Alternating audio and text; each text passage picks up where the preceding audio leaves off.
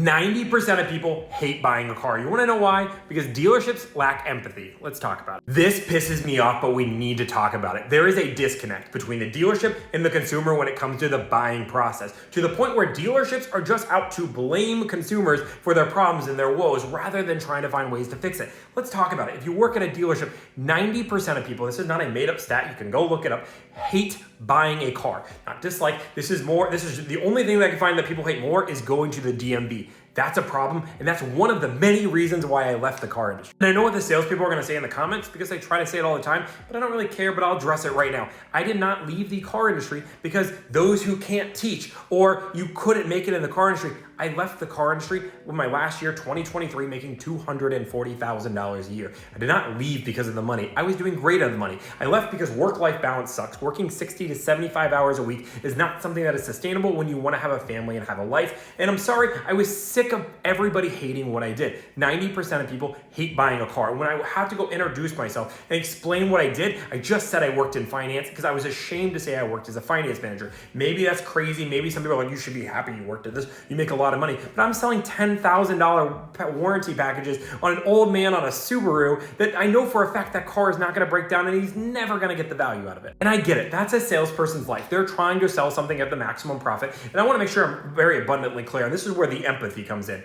There is nothing wrong, and I'm gonna repeat this, there is nothing wrong with a dealership trying to make profit. What I was doing at the dealership and what plenty of people do at the dealership, there's nothing wrong with that. And I wanna make that abundantly clear. Just because my moral compass didn't want me to do it anymore, doesn't mean it was wrong. It means that I would rather work myself towards saving people money than actually costing people money. What the problem is the other side not lacking empathy. Just like there's no problem with a dealership making profit, there's nothing wrong with a consumer wanting to save money. And you should understand that we should be doing what's best possible to put a consumer in the best situation. This gets to the point of the video, and I'm sorry we're 2 minutes in, but I'm ranting, and sometimes I want to have these videos. I make enough videos, I get my videos to rant.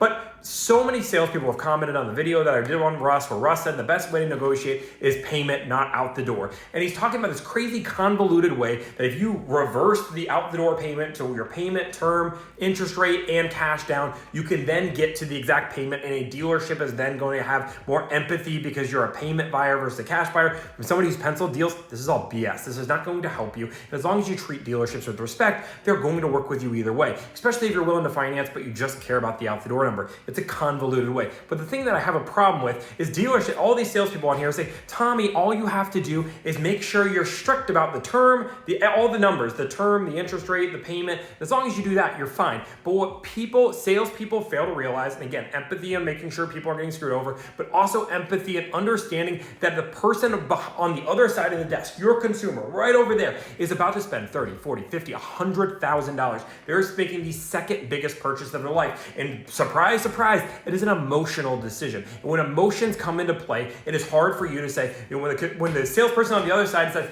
guys, I understand your budget 60 months at $300 a month, but you know what, guys? At 63 months, I can make it happen. We are talking about a $40,000 purchase, and this is a 3-month difference. A change of seasons. You can always do bi-weekly payments in order to pay this off 5 months early, and then you're at a 58-month loan. And there's plenty of ways to manipulate this. If you want to talk about finance, for me, my average bump in the dealership was about $60. I added about 9 months to people's loans. I added $6,000, $7,000, $8,000 of product on a finance customer. You know what I couldn't do? Add a bunch of product on a cash customer, because people that are paying cash can see the actual cash value and realize it's not a good investment. And that's one of the reasons why I preach negotiating online and over the phone. Yes, it's one of the most effective ways to do it, but when you're not in store, when you're not making an emotional decision, and when that car isn't right there staring you in the face with a salesperson that does this for 2,000 hours a year, a sales manager that has their back and everything on their side, it is very easy when you're sitting at home relaxing with my Harry Potter picture right in the back to make an analytical decision and saying this is not a good deal.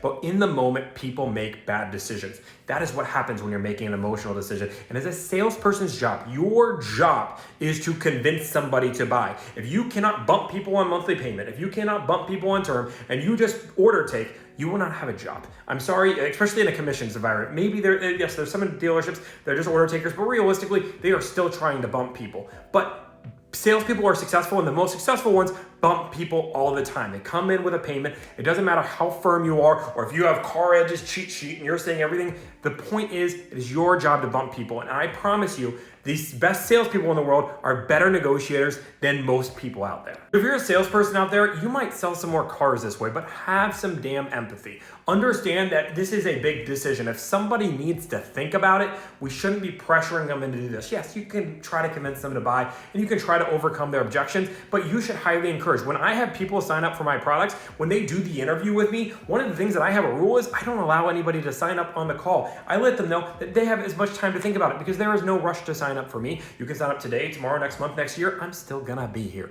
But you know what? People in the car industry says, well, if you don't buy this car now, it's probably gonna sell.